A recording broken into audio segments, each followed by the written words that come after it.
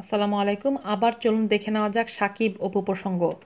তোর ছেলেরে কি কষ্ট দিবি, বললেন সাকিবকে কাজী মারুফ। গত 10ই এপ্রিল চিত্রনায়িকা অপু বিশ্বাস গণমাধ্যমে জানান সাকিব খানের সঙ্গে তার বিয়ে ও তাদের পুত্র সন্তানের কথা।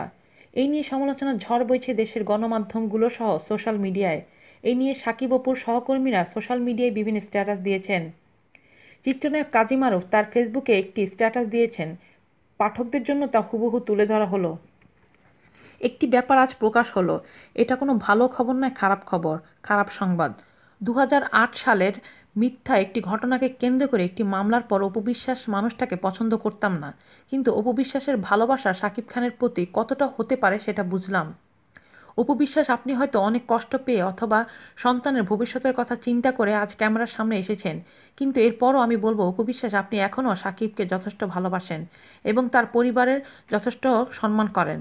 সাকিব ভাই, তোর নাম্বার আমার কাছে নেই। একটা কথা বলি তোরে, হয়তো তোমাদের ঝগড়া হয়েছে বা মনোমালিন্য হয়েছে, যা কিছু হোক, বাচ্চাটার দিকে তাকিয়ে দেখ। তোর ছেলেটা কিছুই বোঝে না, কিন্তু আস্তে আস্তে ও বড় হবে, বুঝতে শিখবে, কিন্তু সে যখন এগুলো জানতে পারবে তখন অনেক কষ্ট পাবে। তোর ছেলেরে কষ্ট দিবি? বাচ্চা বাপ ছাড়াও থাকতে পারে না, মা ছাড়াও থাকতে পারে না।